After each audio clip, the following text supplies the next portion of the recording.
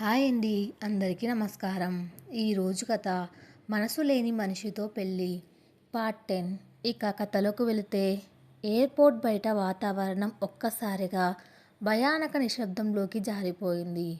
క్షణాల క్రితం తన గుండెల మీద తల వాల్చి తన స్పర్శతో ఇన్నాళ్ళ విరహవేదనను మరిపించిన తన ప్రాణసఖి సాహితిని తన కళ్ళ ముందే రుద్ర ఎత్తుకుపోవడం విక్రమ్ తట్టుకోలేకపోయాడు.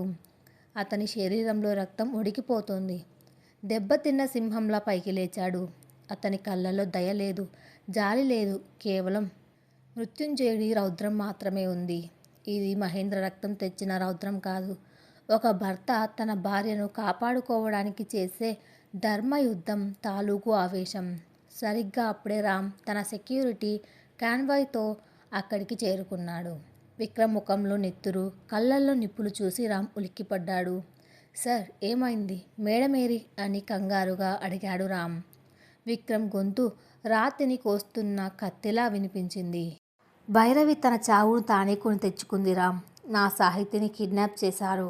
వాళ్ళ పాత ఫ్యాక్టరీ గౌడన్కు తీసుకువెళ్తున్నారని చెప్పి వెళ్ళారు. నాకు వెంటనే ఒక కారు, దానికి ఫుల్ ట్యాంక్ ఇంధనం కావాలి. మీరు ఎవ్వరూ నా వెంట రాకూడదు. కానీ సార్, వాళ్ళ దగ్గర ఆయుధాలు ఉంటాయి. మీరు ఒంటరిగా వెళ్ళడం ప్రమాదం. మేడం ప్రాణాలు కాపాడాలంటే మనం పోలీసుల సహాయం తీసుకోవాలి అని రామ్ వారిస్తున్నా విక్రమ్ వినలేదు. ఇది చట్టం పరిష్కరించే సమస్య కాదు రామ్. ఒక రాక్షసి నా మాంగళ్యం మీద చెయ్యి వేసింది. ఆ చేతులు నరకాల్సింది చట్టం కాదు, నేను. నువ్వు పోలీసులను తీసుకొని ఫ్యాక్టరీ బయట ఉండు. లోపలికి వచ్చే సాహసం చేయవద్దు. నా భార్యను నా చేతులతో నేను తీసుకువస్తాను అని చెప్పి రామ్ కారు తాళాలు లాక్కొని విక్రమ్ వాయువేగంతో ఆ పాత ఫ్యాక్టరీ వైపు దూసుకువెళ్ళాడు. నగర చివర్లోని అటవీ ప్రాంతంలో ఉన్న ఆ పాత కెమికల్ ఫ్యాక్టరీ రాత్రిపూట ఒక శ్మశానంలా కనిపిస్తుంది. 10 ఏళ్ల క్రితం మూతపడిన ఆ ఫ్యాక్టరీలో ఇప్పుడు భైరవి గూండాలు కాపలా ఉన్నారు. లోపల పెద్ద హాల్లో ఒక ఇనుప కుర్చీకి సాహితిని బంధించారు. ఆమె పెదవి చిట్లి రక్తం కారుతుంది. చేతులకు తాళ్ళు బిగించుకొని గాయాలయ్యాయి. కానీ ఆమె ముఖంలో ఏమాత్రం భయం లేదు. ఆమె కళ్ళల్లో ఒక అచంచలమైన ధైర్యం మండుతోంది. భైరవి ఒక చేతిలో సిగరెట్, మరో చేతిలో తుపాకీ పట్టుకొని సాహితి చుట్టూ తిరుగుతుంది. రుద్ర తన అనుచరులతో కలిసి దూరంగా నిలబడి నవ్వుతున్నాడు. ఏంటే సాహితి, ఆ పొగరు ఇంకా తగ్గలేదా? రఘురామ్ గ్రూప్ చైర్పర్సన్ కుర్చీలో కూర్చొని నన్ను దేశద్రోహిని చేయాలని చూశావు. నా ఆస్తులన్నీ సీజ్ చేయించావు. నన్ను రోడ్డు మీద బిచ్చగత్తిని చేశావు. ఇప్పుడు చూడు, నువ్వు నా కాళ్ళ దగ్గర పడి ఉన్నావు. నీ సామ్రాజ్యం నిన్ను కాపాడుకోలేకపోయింది అంటూ పకపకా నవ్వింది భైరవి. సాహితి ఏమాత్రం చలించకుండా భైరవి కళ్ళలోకి సూటిగా చూసింది. నా సామ్రాజ్యం డబ్బుతో నిర్మించింది కాదు భైరవి, నమ్మకంతో, ప్రేమతో నిర్మించింది. నువ్వు నా శరీరాన్ని బంధించగలవు కానీ నా ఆత్మవిశ్వాసాన్ని కాదు. నా భర్త తిరిగి వచ్చేశాడు. ఆయన అడుగుల చప్పుడు నీ మృత్యు శాసనానికి నాది అని గుర్తుంచుకో. భైరవి కోపంతో రగిలిపోయి సాహితి చెంప మీద బలంగా కొట్టింది. నీ మొగుడు, వాడు ఒక అనాథ. వాడికి వాడి గతమే ఒక నరకం. ఢిల్లీలో సూరజ్ డాన్ చేతిలో ఎలాగోలా బ్రతికి బయటపడ్డాడు. కానీ ఇక్కడ వాడు నా చేతిలో చావడం ఖాయం. వాడు రాగానే వాడి కళ్ళ ముందే నిన్ను కాల్చి చంపుతాను. ఆ తర్వాత వాడిని చంపుతాను. అప్పుడే నా కడుపు మంట చల్లారుతుంది అని అరిచింది. సాహితి చిన్నగా నవ్వింది. నువ్వు ఇంకా విక్రమ్ గారిని అర్థం చేసుకోలేదు భైరవి. ఆయన గతం నరకం కావచ్చు, కానీ ఆయన వర్తమానం ఒక అగ్నిపర్వతం. ఆయన లోపల ఉన్న రాక్షసుడిని చంపేసి ఇప్పుడు ఒక నిజమైన వీరుడిలా వస్తున్నాడు. రాముడి భార్యను ఎత్తుకొచ్చిన రావణాసుడికి పట్టిన గతె నీకు పడుతుంది. ఎదురుచూడు ఆ మృత్యుంజయుడి రాక కోసం. ఆ మాటకు భైరవికి ఎక్కడో భయం మొదలైంది. కానీ పైకి మాత్రం గర్వంగా నటిస్తూ తన గూండాలను అలర్ట్ చేసింది. ఫ్యాక్టరీ చుట్టూ వలయం ఏర్పాటు చేయండి. ఆ విక్రమ్ గాడు గేట్ దాటి లోపలికి రాకూడదు. కనబడగానే కాల్ చేయండి అని ఆదేశించింది. ఫ్యాక్టరీకి 1/2 కిలోమీటర్ దూరంలోనే కారు ఆపాడు విక్రమ్. అక్కడి నుండి నడుచుకుంటూ అడవి మార్గం గుండా ఫ్యాక్టరీ వెనుక భాగం చేరుకున్నాడు. ఫ్యాక్టరీ చుట్టూ 10 మంది గూండాలు అత్యాధునిక ఆయుధాలతో కాపలా ఉన్నారు. విక్రమ్కు తెలుసు, ఇది కేవలం కండబలంతో గెలిచే యుద్ధం కాదని. ఢిల్లీలో తను నేర్చుకున్న చీకటి యుద్ధ తంత్రాలను ఇప్పుడు తన భార్య రక్షణ కోసం వాడుతున్నాడు. చీకట్లో కలిసిపోయి ఒక నీడలా కదులుతున్నాడు. ఫ్యాక్టరీ వెనక గోడ దూకి లోపలికి ప్రవేశించాడు. అక్కడ 2 గూండాలు సిగరెట్ తాగుతూ కబుర్లు చెప్పుకుంటున్నారు. విక్రమ్ ఒక రాయిని దూరంగా విసిరాడు. శబ్దం వచ్చిన వైపు ఒకడు వెళ్తుండగా వెనక నుండి వచ్చిన విక్రమ్ వాడి మెడను తన చేతులతో బంధించి ఒక్క ఉదుటున గాలి అందకుండా చేసి మూర్ఛబోయేలా చేశాడు. వాడి చేతిలోని ఇనుప రాడ్ తీసుకున్నాడు. మరో వాడు వెనక్కి తిరిగే లోపే విక్రమ్ చేతిలోని రాడ్ గాలిని పీల్చుకుంటూ వెళ్ళి వాడి మోకాలికి బలంగా తాకింది. వాడు నొప్పితో అరిచేలోపే విక్రమ్ వాడి నోరు మూసి కింద పడేశాడు. అలా ఒక్కొక్కరిని ఎలాంటి తుపాకీ శబ్దం రాకుండా కేవలం తన మార్షల్ ఆర్ట్స్ స్కిల్స్తో మట్టి కలిపించాడు విక్రమ్. ప్రధాన ద్వారం వద్దకు చేరుకునేసరికి అక్కడ రుద్ర 3 మనుషులతో ఉన్నాడు. విక్రమ్ వాళ్ళ ముందుకు నేరుగా నడుచుకొచ్చాడు. చీకట్లో నుండి ఒక మృగరాజులా వస్తున్న విక్రమ్ను చూసి రుద్ర ఒక్క క్షణం వణికాడు. రే, కాల్చండ్రా వాణ్ణి అని అరిచాడు రుద్ర. వాళ్ళు తుపాకీలు తీసేలోపే విక్రమ్ ఒక మెరుపు వేగంతో ముందుకు దూకాడు. గాలిలోకి ఎగిరి 2 కాళ్ళతో 2 గూండాల ఛాతీ మీద బలంగా తన్నాడు. వాళ్ళు 10 అడుగుల దూరం ఎగిరిపడ్డారు. మూడో వాడి చేతిలోని తుపాకీని ఒక కిక్తో కింద పడేసి వాడి ముఖం మీద పిండి గుద్దులు కురిపించాడు. ఇప్పుడు మిగిలింది రుద్ర మాత్రమే. వాడు భయంతో వణుకుతూ తన తుపాకీని విక్రమ్ వైపు గురిపెట్టాడు. విక్రమ్ ఏమాత్రం వెనక్కి తగ్గకుండా రుద్ర కళ్ళలోకి సూటిగా చూస్తూ ముందుకు నడిచాడు. కాల్చరా, దమ్ముంటే కాల్చు, ఒక ఆడపిల్ల మీద కాదు, మొగాడివి అయితే నా మీద చెయ్యి ఎత్తు అంటూ గర్జించాడు. రుద్ర చేతులు వణుకుతున్నాయి. భయంతో ట్రిగ్గర్ నొక్కబోయాడు. కానీ విక్రమ్ వాడి కంటే వేగంగా కదిలి తుపాకీ పట్టుకున్న వాడి మణికట్టును పట్టి మెలితిప్పాడు. క్రాక్ మణి ఎముక విరిగిన శబ్దం. రుద్ర నొప్పితో విలవిలలాడుతూ కింద పడిపోయాడు. విక్రమ్ వాడి కాలర్ పట్టుకుని పైకి లేపి ముఖం మీద ఒక భయంకరమైన పంజా విసిరాడు. రుద్ర రక్తం కక్కుకుంటూ స్పృహ తప్పి పడిపోయాడు. నా భార్య కన్నీటి చుక్కకు మీ రక్తం కూడా సరిపోదు అని విక్రమ్ ఫ్యాక్టరీ మెయిన్ హాల్ వైపు అడుగులు వేశాడు. మెయిన్ హాల్లో భైరవి ఉలిక్కి పడింది. బయట ఎలాంటి తుపాకీ శబ్దాలు వినిపించడం లేదు. అంతా శ్మశాన వైరాగ్యంలా ఉంది. తన గూండాలు ఏమయ్యారో అర్థం కాక ఆందోళనగా అటు ఇటు చూస్తోంది. సాహితి కళ్ళల్లో మాత్రం ఒక ప్రశాంతత, తన దేవుడు వస్తున్నాడన్న నమ్మకం. ఫ్యాక్టరీ పెద్ద ఇనుప తలుపులు ఒక్కసారిగా పెద్ద శబ్దంతో తెరుచుకున్నాయి. గుమ్మంలో నిలబడి ఉన్నాడు విక్రమ్. అతని ఒంటి నిండా ధూళి, చేతులకు రక్తం, ముఖంలో చెరగని గంభీర్యం. విక్రమ్ను చూడగానే సాహితీ కళ్ళల్లో కన్నీళ్లు సుడులు తిరిగాయి. విక్రమ్ గారు అని సన్నగా పిలిచింది. ఆ పిలుపులో ఆక్రందన లేదు, ఒక భరోసా ఉంది. విక్రమ్ ఆమెను చూసి చిన్నగా నవ్వాడు. భయపడకు సఖీ, నేనున్నాను అని ఆ నవ్వుకు అర్థం. ఆ తర్వాత విక్రమ్ చూపు భైరవి మీద పడింది. అతని చూపుల్లోని తీక్షణతకు భైరవి అప్రయత్నంగా 2 అడుగులు వెనక్కి వేసింది. తన చేతిలోని తుపాకీని సాహితీ తల మీద పెట్టింది భైరవి. ఆగు విక్రమ్, ఒక్క అడుగు ముందుకు వేసిన నీ పెళ్ళం తలకాయ పేలిపోతుంది. ఆయుధాలు కింద పడేసి మోకాళ్ళ మీద కూర్చో అని అరచింది భైరవి.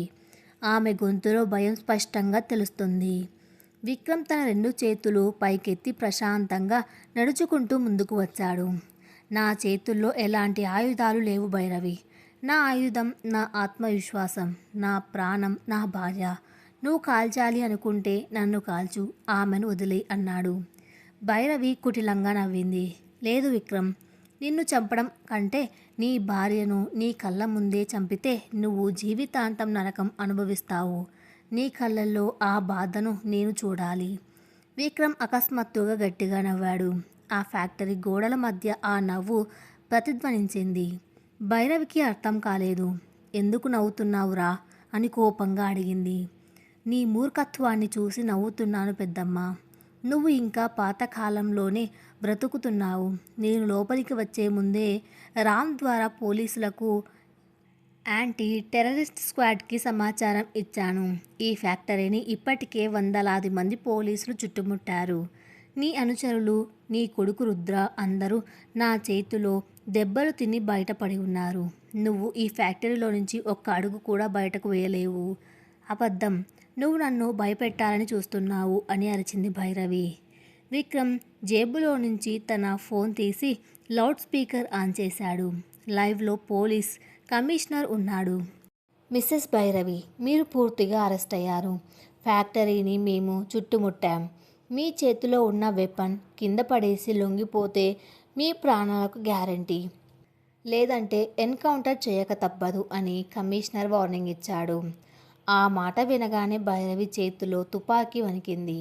ఆమె ప్లాన్ మొత్తం తలకిందులయ్యింది. తాను వలపన్నాను అనుకుంది, కానీ తాను విక్రమ్ వలలో చిక్కుకున్నానని అర్థమైంది. లొంగిపో భైరవి. రఘురామ్ గారు నాకు బ్రతకడం నేర్పించారు. మహేంద్ర రక్తం నాకు పోరాడడం నేర్పించింది. ఈ రెండింటి కలయికను తట్టుకునే శక్తి నీకు లేదు అన్నాడు విక్రమ్ నెమ్మదిగా ముందుకు వేస్తూ.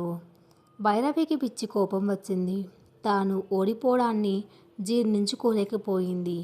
నేను జైలుకు వెళ్ళను. నేను చచ్చిపోయినా సరే ఈ సాహితిని నా వెంట తీసుకెళ్తాను అంటూ తుపాకీ ట్రిగ్గర్ నొక్కడానికి సిద్ధమైంది. అదే క్షణంలో విక్రమ్ తన చేతిలో ఉన్న మొబైల్ ఫోన్ను గాలిలోకి విసిరాడు. ఆ ఫోన్ నేరుగా వెళ్ళి భైరవి ముఖానికి బలంగా తాకింది. ఆ దెబ్బకు ఆమె తల వెనక్కి వాలి తుపాకీ పైకి పేలింది. బుల్లెట్ ఫ్యాక్టరీ పైకప్పును తాకింది. క్షణాల వ్యవధిలో విక్రమ్ ఒక పులిలా ముందుకు దూకాడు. భైరవి చేతిలోని గట్టిగా పట్టుకొని లాగి కింద పడేశాడు. తుపాకీని దూరంగా విసిరేశాడు. ఆమె గొంతు మీద కాలు పెట్టి నిలబడ్డాడు. చంపేయ్ విక్రమ్, నన్ను చంపేయ్. నేను బ్రతికి ఉంటే మళ్ళీ మీ మీద పగ తీర్చుకుంటాను.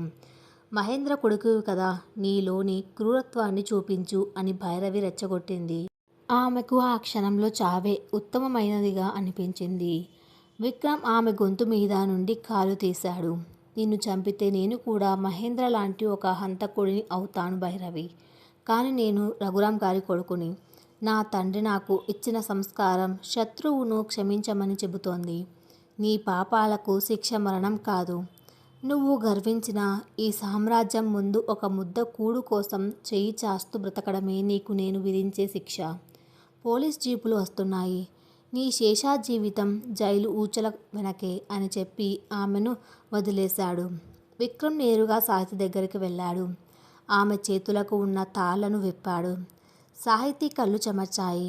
ఆమె విక్రమ్ను గట్టిగా కౌగిలించుకుంది. విక్రమ్ కూడా ఆమెను తన గుండెల నిండా హత్తుకున్నాడు. ఇన్నాళ్ళ విరహం, భయం, ఆవేదన అన్నీ ఆ కౌగిలిలో కరిగిపోయాయి. నన్ను క్షమించు సఖి, నిన్ను ఇంత ప్రమాదంలోకి నెట్టినందుకు, నీకు గాయాలు చేసినందుకు అని విక్రమ్ కన్నీళ్లు పెట్టుకున్నాడు. సాహితి అతని కన్నీళ్లను తన చేతులతో తుడిచింది. మీరు నా కోసం ప్రాణాలు పణంగా పెట్టి వచ్చారు విక్రమ్ గారు. మీరు నా పక్కన ఉంటే మృత్యువు కూడా నన్ను ఏమీ చేయలేదు. నా రాజు తిరిగి వచ్చాడు. నా సింహాసనానికి ఇక ఎలాంటి డోకా లేదు అంటూ నవ్వింది. సరిగ్గా అప్పుడే లోపలికి ఎంటర్ అయిన రామ్ మరియు పోలీస్ టీం భైరవిని, బయటపడి ఉన్న రుద్రను, మిగతా గూండాలను అరెస్ట్ చేశారు. భైరవి ముఖంలో ఎప్పుడు ఉండే అహంకారం ఇప్పుడు లేదు. ఒక పిచ్చిదానిలా తల దించుకొని వెళుతోంది. ఆమె చాప్టర్ ఇక్కడితో ముగిసింది. రాత్రి 2 గంటలు. ఆకాశంలో చంద్రుడు ప్రశాంతంగా వెలుగుతున్నాడు. విక్రమ్, సాహితి ఇద్దరు కారులో ఇంటికి ప్రయాణమవుతున్నారు. సాహితి తల విక్రమ్ భుజం మీద ఆనించుకుని ప్రశాంతంగా నిద్రపోతోంది. విక్రమ్ ఆమె ముఖం మీదున్న గాయాలను సున్నితంగా నిమురుతూ డ్రైవింగ్ చేస్తున్న రామ్తో అన్నాడు. రామ్, నీకు సెక్యూరిటీ టీంకి చాలా థ్యాంక్స్. నేను లేని సమయంలో నా భార్యకు అండగా నిలబడ్డారు. రామ్ నవ్వుతూ, లేదు సార్, మేడం స్వతహాగా ఒక ఫైటర్. ఆమె కంపెనీని కాపాడిన తీరు మా అందరికీ ఆదర్శం. మీరు మహేంద్ర రక్తాన్ని జయించి వచ్చారు. మేడం శత్రువుల కుట్రలను జయించారు. మీ ఇద్దరు ఒకరికొకరు తోడుగా ఉంటే ఈ సామ్రాజ్యాన్ని ఎవరు కదిలించలేరు సార్. మరోవైపు ఇంట్లో అన్నపూర్ణమ్మ పూజ గదిలోనే పడుకొని ఉంది. ఆమెకు కలలో విక్రమ్ చిరునవ్వుతో కనిపిస్తూ అమ్మా నేను వచ్చేశాను అని పిలిచినట్లు అనిపించింది. ఆమె ఉలిక్కిపడి లేచింది. ఆ క్షణంలో ఆమె గుండెల్లో ఏదో తెలియని భారం దిగిపోయినట్లు, ప్రశాంతత ఆవరించినట్లు అనిపించింది. దేవుడి దయ వల్ల తన పిల్లలు క్షేమంగా ఉన్నారని ఆమె మాతృహృదయం పసిగట్టింది. కారు ఇంటి గేటు ముందు ఆగింది. విక్రమ్ నెమ్మదిగా సాహితిని నిద్రలేపాడు. సఖి మనం ఇంటికి వచ్చేశాం. సాహితి కళ్ళు తెరిచి ఇంటివైపు చూసింది. ఇన్నాళ్ళు ఒక యుద్ధభూమిలా అనిపించిన ఆ ఇల్లు ఇప్పుడు ఒక దేవాలయంలా కనిపిస్తోంది. ఎందుకంటే ఆ ఇంట్లోని దేవుడు తిరిగి వచ్చాడు కాబట్టి. భైరవి కుట్రలు ముగిశాయి. మహేంద్ర గతం అంతమైంది. కానీ విక్రమ్ సాహితీ జీవితంలో ఒక కొత్త అధ్యాయం మొదలు కాబోతుంది. ఇన్నాళ్ళు తమ ప్రేమను వ్యక్తపరచకుండా మౌనంగా ఉన్న ఆ జంట ఇప్పుడు ఆ మౌనాన్ని వీడి ఒకరికొకరు ఎలా దగ్గరవుతారు? రఘురామ్ గ్రూప్ను తిరిగి పాత వైభవానికి ఎలా తీసుకువెళ్తారు? విక్రమ్ తన అసలైన ప్రయాణాన్ని సాహితితో కలిసి ఎలా ప్రారంభించబోతున్నాడు? చీకటి ఎంత దట్టంగా ఉన్నా సూర్యోదయాన్ని ఆపలేదన్నది ప్రకృతి నియమం. ఇన్నాళ్ళు విక్రమ్ సాహితీ జీవితాలను కమ్మేసిన భయాలు, కుట్రలు, అపార్థాలు అన్నీ కారు చీకట్లు భైరవి అరెస్ట్తో శాశ్వతంగా తొలగిపోయాయి. ఉదయ భానుడి లేలేత కిరణాలు ఆకాశంలో పరుచుకుంటున్న వేళ విక్రమ్ కారు రఘురామ్ నిలయం గేటు దాటి లోపలికి ప్రవేశించింది. ఆ ఇంటికి ఇప్పుడు కేవలం కారు మాత్రమే రాలేదు. ఆ ఇంటి ప్రాణం, ఆ ఇంటి వారసుడు తిరిగి వచ్చాడు. నిశ్శబ్దంగా ఉన్న ఆ ఉదయం ఒక కొత్త జీవితానికి స్వాగతం పలుకుతున్నట్లు ప్రశాంతంగా ఉంది. కారు శబ్దం వినగానే పూజ గదిలో ఉన్న అన్నపూర్ణమ్మ గుండె ఒక్కసారిగా వేగంగా కొట్టుకుంది. తన దేవుడు తన ప్రార్థన విన్నాడని ఆమె మాతృహృదయం పసిగట్టింది. పూజ గదిలో దీపం కొండెక్కకుండా చేతులతో అడ్డు పెట్టుకొని గబగబా బయటకు నడిచింది. సరిగ్గా అప్పుడే విక్రమ్ కారు డోరు తీసుకొని కిందకు దిగాడు. అతని కళ్ళు ముందుగా వెతికింది తనను కనిపించిన తల్లి కోసమే. గుమ్మం ముందు నిలబడిన అన్నపూర్ణమ్మను చూడగానే విక్రమ్ కళ్ళల్లో కట్టలు తెంచుకున్న కన్నీళ్లు ఉప్పొంగాయి. అడుగులు తడబడుతుండగా పరుగున వెళ్ళి తల్లి పాదాలపై పడిపోయాడు. అమ్మా!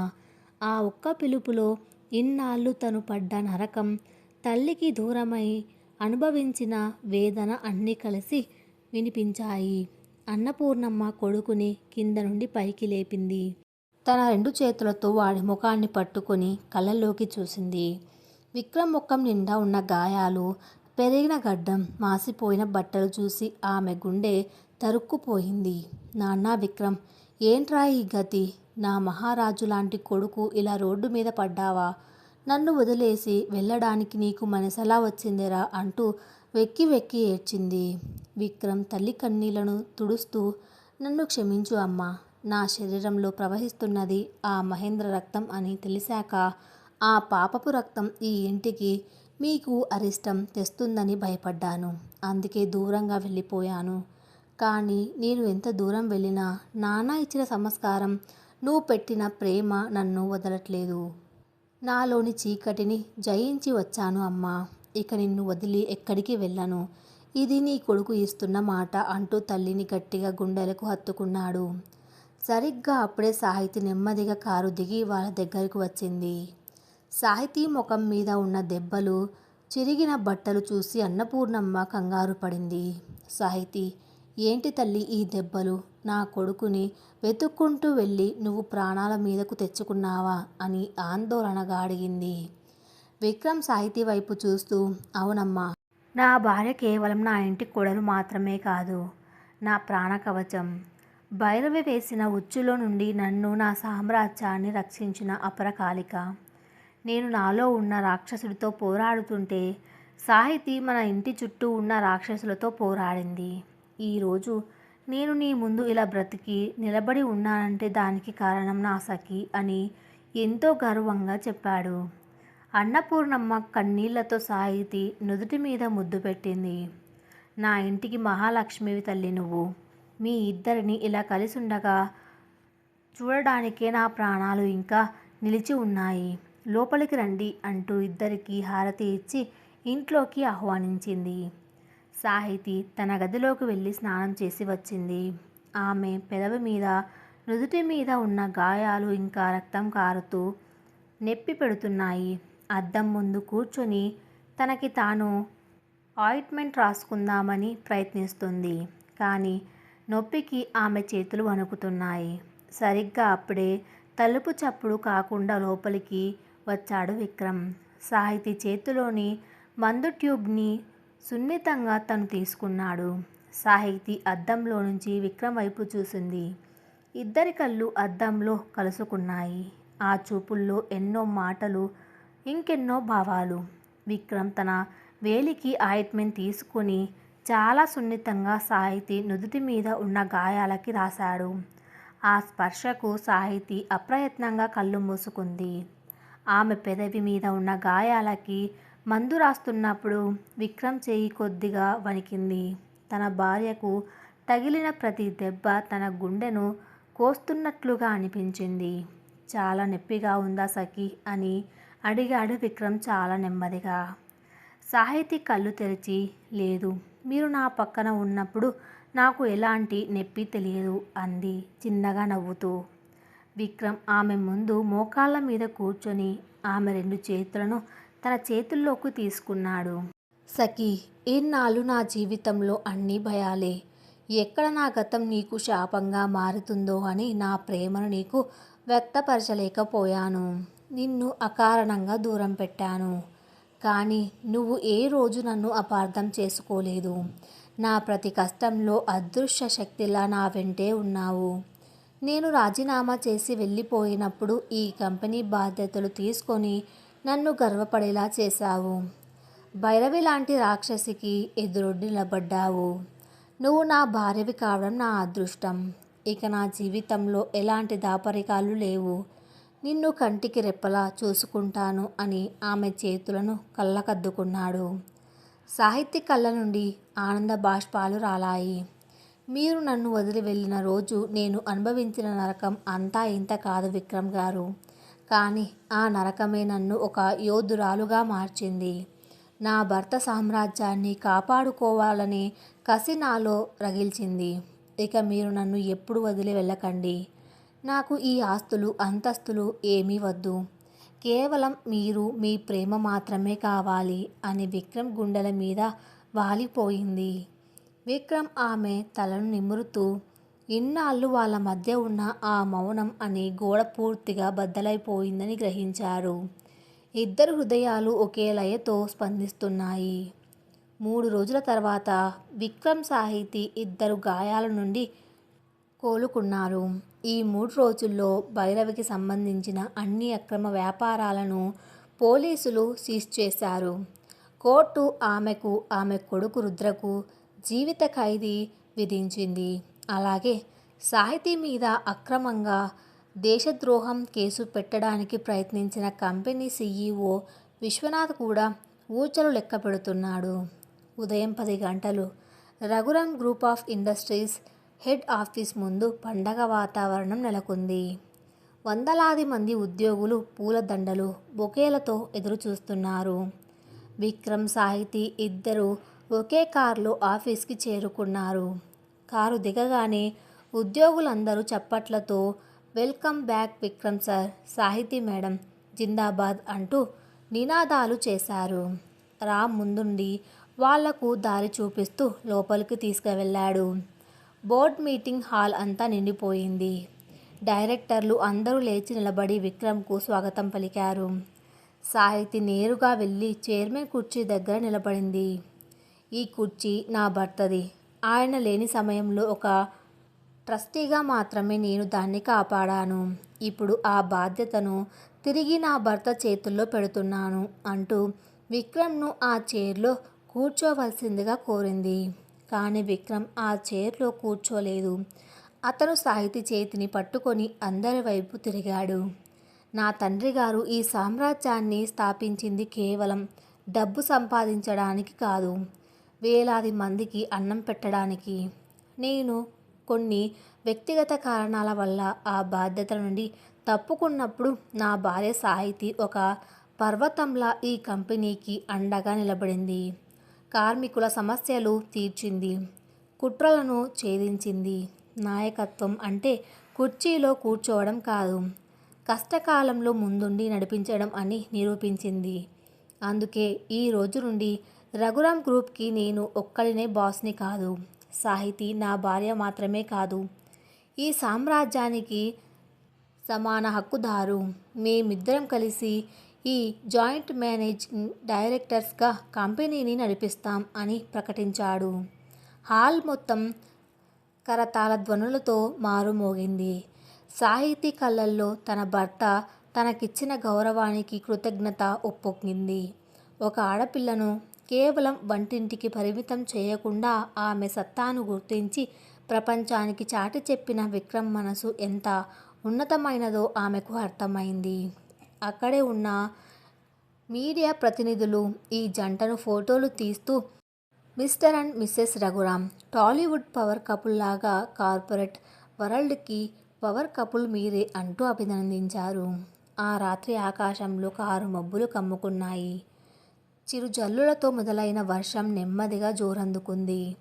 పగటిపూట ఆఫీస్ పనులతో అలసిపోయిన విక్రమ్ బాల్కనీలో నిలబడి వర్షాన్ని చూస్తున్నాడు. అతని చేతిలో ఒక కాఫీ కప్ ఉంది. స్నానం చేసి జుట్టు ఆరబెట్టుకుంటూ బాల్కనీలోకి వచ్చింది సాహితీ. ఆమె వేసుకున్న లేత నీలం రంగు చీరలో వర్షపు చినుకుల వెలుతురులలో దేవతల మెరిసిపోతోంది. ఆమెను చూసిన విక్రమ్ కళ్ళు తిప్పుకోలేకపోయాడు. సాహితీ అతనికి దగ్గరగా వచ్చి నిలబడింది. ఏంటి విక్రమ్ గారు అంత తీక్షణంగా చూస్తున్నారు? కాఫీ చల్లారిపోతుంది అంది సిగ్గుపడుతూ. విక్రమ్ కాఫీ కప్ని పక్కన పెట్టి ఆమె నడుము చుట్టూ చేతులు వేసి తన వైపు లాక్కున్నాడు. సాహితీ గుండె కంగారుగా కొట్టుకుంది. ఇన్నాళ్ల వాళ్ళ దాంపత్య జీవితంలో విక్రమ్ ఇంత చనువుగా ఆమెను ఎప్పుడూ తాకలేదు. విక్రమ్ కళ్ళు సాహితీ కళ్ళలోకి లోతుగా చూస్తున్నాయి. వర్షం ప్రకృతికి ప్రాణం పోస్తే నువ్వు నా జీవితానికి ప్రాణం పోశావు సఖీ. ఇన్నాళ్ళు నాలో ఉన్న భయం వల్ల నిన్ను నా హృదయానికి దూరంగా ఉంచాను. కానీ ప్రతి క్షణం నీ ధ్యాసలోనే బ్రతికాను. నువ్వు పడుకున్నాక నీ ముఖాన్ని చూస్తూ గడిపిన రాత్రులు ఎన్నో ఉన్నాయి. నా ప్రేమను పదాల్లో చెప్పలేక, చేతుల్లో చూపించలేక నాలో నేనే కుమిలిపోయాను. కానీ ఈరోజు చెబుతున్నాను, ఆ మౌనాన్ని వీడి నా సర్వస్వాన్ని నీ పాదాల చెంత పెడుతున్నాను. విక్రమ్ చేతులు సాహితీ చెంపలను సున్నితంగా తాకాయి. వర్షపు చినుకులు వాళ్ళిద్దరినీ తడుపుతున్నాయి. కానీ ఆ చలి వాళ్లకు తెలియడం లేదు. ఇద్దరి హృదయాల్లోని ప్రణయ తాపం ఆ చలిని జయించింది. ఐ లవ్ యూ సఖీ. నా ప్రతి శ్వాసలో, నా ప్రతి అడుగులో నువ్వే ఉన్నావు. నా గతానికి నువ్వు మందువి, నా భవిష్యత్తుకు నువ్వు వెలుగువి అని సాహితీ నుదుటి మీద, కళ్ళ మీద, చివరిగా ఆమె పెదాల మీద తన పెదవులను ఉంచాడు. సాహితీ తన చెంపలను విక్రమ్ మెడ చుట్టూ వేసి అతన్ని గట్టిగా హత్తుకుంది. ఇన్నాళ్ల తన ఎదురుచూపులకు, తన కన్నీళ్లకు ఆ రోజు అసలైన ప్రతిఫలం దొరికింది. వాళ్ళ మధ్య ఉన్న ఆఖరి అడ్డుగోడ కూడా కూలిపోయింది. మౌనం పూర్తిగా వీడి వాళ్ళ హృదయాలు ప్రేమ భాషను మాట్లాడుకోవడం మొదలుపెట్టాయి. ఆ వర్షం వాళ్ళ పునఃకలయికకు సాక్ష్యంగా నిలిచింది. రాత్రి పొద్దుపోయే వరకు వాళ్ళ ప్రయాణ కావ్యం అలా కొనసాగుతూనే ఉంది. అదే సమయంలో ముంబైలోని ఒక చీకటి గది. ఆ గదిలో గోడల నిండా విక్రమ్, సాహితీ, రఘురామ్ గ్రూప్కి సంబంధించిన పేపర్ కట్టింగ్స్ అతికించి ఉన్నాయి. టీవీలో భైరవి అరెస్ట్, రఘురామ్ గ్రూప్ పగ్గాలు మళ్లీ విక్రమ్ చేతికి అనే న్యూస్ ఫ్లాష్ అవుతోంది. ఆ టీవీ ముందు ఒక ఖరీదైన కుర్చీలో కూర్చున్నాడు ఒక వ్యక్తి. అతని ముఖం చీకటిలో స్పష్టంగా కనిపించడం లేదు. కానీ అతని చేతిలోని సిగర్ నుండి వస్తున్న పొగ గది అంతా అలుముకుంది. అతను విక్రమ్ ఫోటోను చూస్తూ వికృతంగా నవ్వుతున్నాడు. మహేంద్ర సామ్రాజ్యం కూలిపోయింది అని సంబరపడుతున్నావా విక్రమ్? భైరవి ఒక పిచ్చిది. కండబలంతో పాతకాలపు రౌడీజంతో నిన్ను జయించాలనుకుంది. అందుకే నీ చేతిలో ఓడిపోయింది. కానీ నా ఆట వేరు. నేను రక్తం చిందించను. కానీ నరాలను తెంపేస్తాను. నీ కార్పొరేట్ సామ్రాజ్యాన్ని కాదు, నీ మెదడును హ్యాక్ చేస్తాను. రఘురాం నిలయంలో నేను నాటబోయే చిచ్చు మీ పునాదులను కదిపేస్తోంది. అతను సిగర్ని యాష్ ట్రేలో గట్టిగా నొక్కి ఆర్పేశాడు. అతని కళ్ళు డేగ కళ్ళల్లా తీక్షణంగా ఉన్నాయి. నీ భార్య సాహితి చాలా తెలివైనది కదా, చూద్దాం. నేను వేయబోయే చక్రవ్యూహం నుండి ఆమె తన భర్తను ఎలా కాపాడుకుంటుందో. The real game begins now అంటూ పకపకా నవ్వాడు ఆ అజ్ఞాత శత్రువు. ఒకవైపు విక్రమ్, సాహితి ఇప్పుడే తమ దాంపత్య జీవితంలోని మధురానుభూతులను ఆస్వాదిస్తూ ఒకటయ్యారు. తమ శత్రువులందరూ అంతమయ్యారని ప్రశాంతంగా ఊపిరి పీల్చుకుంటున్నారు. కానీ వాళ్లకు తెలియదు, భైరవి కేవలం ఒక పాము మాత్రమే అని. అసలు ఆటగాడు ఇప్పుడు రంగంలోకి దిగబోతున్నాడని. ముంబైలో ఉన్న ఆ అజ్ఞాత శత్రువు ఎవరు? అతనికి రఘురాం గ్రూప్తో ఉన్న పగ ఏంటి? విక్రమ్, సాహితీల జీవితంలో అతను సృష్టించబోయే కొత్త తుఫాను ఏంటి? ప్రేమలో ఉన్న వారికి కాలం తెలియదు అంటారు. విక్రమ్, సాహితీల జీవితంలో కూడా గడిచిన వారం రోజులు ఒక మధుర స్వప్నంలా గడిచిపోయాయి. ఆఫీస్లో బాధ్యతలు పంచుకుంటూ, ఇంట్లో అన్నపూర్ణమ్మ కనుసన్నల్లో ఒక అన్యోన్య దంపతులుగా వాళ్ళు ఒదిగిపోయారు. అయితే ఆ ప్రశాంతత తుఫాను ముందు వచ్చే నిశ్శబ్దం అని వాళ్ళు ఊహించలేదు. భైరవి లాంటి శత్రువులు కంటికి కనిపిస్తారు. కానీ కంటికి కనిపించకుండా కేవలం ఒక డిజిటల్ తెర వెనక ఉండి ప్రాణాలను తీసే శత్రువు ఎంత ప్రమాదకరమో వారికి తెలియబోయే సమయం ఆసన్నమైంది. ముంబైలోని ఆ చీకటి గదిలో మళ్ళీ అదే సిగర్ పొగ అలుముకుంది. ఆ అజ్ఞాత వ్యక్తి పేరు ఆర్యన్ మల్హోత్రా. ప్రపంచవ్యాప్తంగా కార్పొరేట్ గూండాచారిగా, ఒక సైబర్ మాస్టర్ మైండ్గా అతనికి పేరుంది. అతను ఎవరి కోసం పనిచేస్తాడో ఎవ్వరికీ తెలియదు. కానీ అతను ఒక కంపెనీ మీద కన్నేశాడంటే అది నాశనం అవ్వాల్సిందే. ఇప్పుడు అతని టార్గెట్ రఘురాం గ్రూప్. ఆర్యన్ తన ముందున్న భారీ స్క్రీన్ మీద విక్రమ్ జాతకాన్ని విశ్లేషిస్తున్నాడు. విక్రమ్, నువ్వు మహేంద్ర కొడుకువే కావచ్చు, కానీ నీ బలహీనత నీ సంస్కారం. నువ్వు నీ భార్యను అమితంగా ప్రేమిస్తున్నావు. అదే నీ కొంప ముంచుతుంది అని నవ్వుకున్నాడు. అతను తన కీబోర్డ్ మీద వేగంగా వేళ్లు కదిలించాడు. రఘురాం గ్రూప్కి సంబంధించిన క్లౌడ్ సర్వర్లోకి అతను ఒక సైలెంట్ వైరస్ని పంపాడు. అది డేటాను దొంగలించదు, కానీ మెల్లమెల్లగా అకౌంట్స్లోని అంకెలను మారుస్తుంది. ఏ సాఫ్ట్వేర్ పసిగట్టలేని విధంగా అతను ఈ వ్యూహాన్ని పన్నాడు. హైదరాబాద్లోని విక్రమ్ ఇంట్లో వాతావరణం చాలా ఆహ్లాదంగా ఉంది. సాహితి విక్రమ్ కోసం ప్రత్యేకంగా పరమాన్నం వండింది. అన్నపూర్ణమ్మ గదిలో కూర్చొని విక్రమ్ చిన్నప్పటి కథలు సాహితికి చెబుతూ నవ్వుతోంది. చూడు సాహితి, వీడు 5 ఏళ్ల వయసులో నాన్న తెచ్చిన సైకిల్ కోసం ఎంత పేచీ పడ్డాడో. చివరికి రఘురాం గారు ఊరంతా తిరిగి వాడు అడిగిన రంగు సైకిలే తెచ్చారు అని అన్నపూర్ణమ్మ అంటుంటే విక్రమ్ సిగ్గుపడుతూ లోపలికి వచ్చాడు. అమ్మ, పాత కథలు చాలు కానీ సాహితిని వంటగది నుండి బయటకు తీసుకురా, ఆఫీస్కి టైం అవుతుంది అన్నాడు విక్రమ్. సాహితి నవ్వుతూ బయటకు వచ్చి, మీకు ఆఫీస్ మీద ఉన్న శ్రద్ధ నా వంట మీద లేదు కదా అని ఆట పట్టించింది. విక్రమ్ ఆమె దగ్గరకు వెళ్ళి చాలా దగ్గరగా వంగి, నీ వంట మీద కంటే నీ మీద నాకు శ్రద్ధ ఎక్కువ అని నీకు తెలుసు కదా సఖీ అని చెవిలో గుసగుసలాడాడు. సాహితి ముఖం ఎర్రబడింది. కానీ ఆ మధుర క్షణాలను చెడగొడుతూ విక్రమ్ ఫోన్ మోగింది. అది ఆఫీస్ నుండి రామ్ చేసిన కాల్. సార్, అర్జెంటుగా ఆఫీస్కి రావాలి.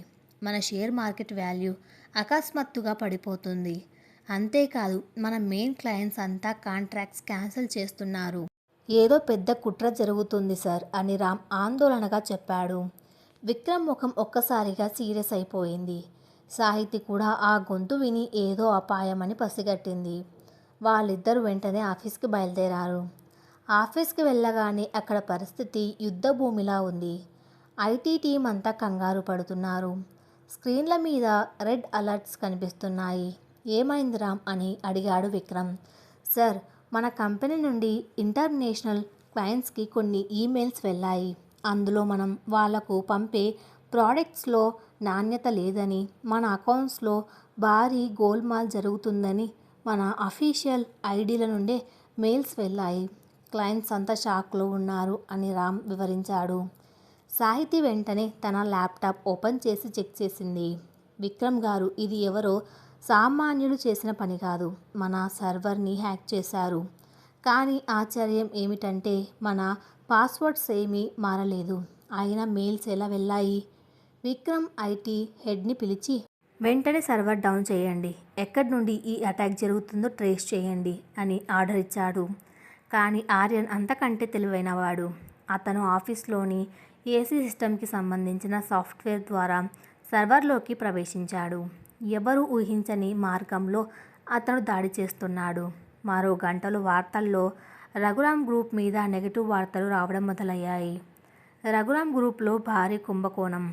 విక్రమ్ బాధ్యతలు తీసుకున్న వారానికే కంపెనీ దివాలా దిశగా అని హెడ్లైన్స్ పడ్డాయి. విక్రమ్ ఆందోళనలో ఉండగా సాహితి తన పాత ఇన్వెస్టిగేటివ్ జర్నలిస్ట్ బుర్రకి పని చెప్పింది.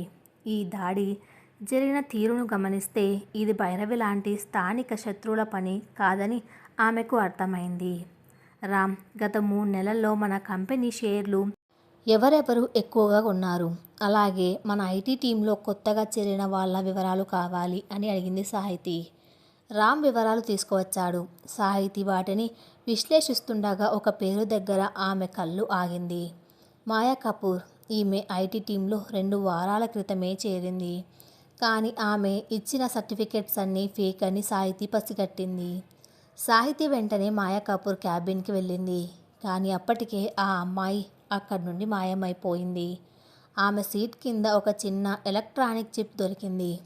సాహితి ఆ చిప్ని తీసుకుని విక్రమ్ దగ్గరకు వెళ్ళింది. విక్రమ్ గారు, మనల్ని నాశనం చేయాలని చూస్తున్నది లోపలి వ్యక్తే. ఈ చిప్ ద్వారానే మన డేటా అంతా ముంబైకి వెళ్తుంది. ముంబైకా? అక్కడ మనకు శత్రువులు ఎవరున్నారు సాహితి అని విక్రమ్ ఆశ్చర్యపోయాడు. సరిగ్గా అప్పుడే విక్రమ్ ఫోన్కి ఒక వీడియో కాల్ వచ్చింది. స్క్రీన్ మీద ఆర్యన్ మల్హోత్రా ముఖం కనిపించింది. అతని వెనక ముంబై స్కైలైన్ కనిపిస్తోంది. హలో విక్రమ్, ఎలా ఉంది నా సర్ప్రైజ్? నీ భార్య చాలా తెలివైనది. ఆ చిప్ని కనిపెట్టింది. కానీ అప్పటికే జరగాల్సిన నష్టం జరిగిపోయింది. రేపు ఉదయం కల్లా రఘురామ్ గ్రూప్ షేర్స్ 0కి పడిపోతుంది. నీ ఆస్తులన్నీ నా చేతుల్లోకి వస్తాయి అని క్రూరంగా నవ్వాడు ఆర్యన్. విక్రమ్ కోపంతో, ఎవర్రా నువ్వు? మా మీద నీకు ఎందుకు ఇంత పగ అని అరిచాడు. ఆర్యన్ నవ్వు ఆపి సీరియస్గా చూశాడు. నా పేరు ఆర్యన్. 25 ఏళ్ల క్రితం మీ నాన్న రఘురామ్ గారు నా తండ్రి కంపెనీని విలీనం చేసుకున్నాడు. నా తండ్రి అవమానంతో ఆత్మహత్య చేసుకున్నారు. మీ నాన్న ధర్మం గురించి మాట్లాడతారు. కానీ ఆ రోజు నా తండ్రి కన్నీళ్లు ఆయనకు కనిపించలేదు. ఆ పగ ఈరోజు నీ మీద తీర్చుకుంటున్నాను. నీ దగ్గర ఉన్న ప్రతి పైసా నా తండ్రి పెట్టిన భిక్ష. దాన్ని నేను తిరిగి తీసుకుంటున్నాను. విక్రమ్ షాక్ అయ్యాడు. తన తండ్రి రఘురామ్ గారు ఎప్పుడు ఎవరికి అన్యాయం చేయలేదని అతను నమ్ముతాడు.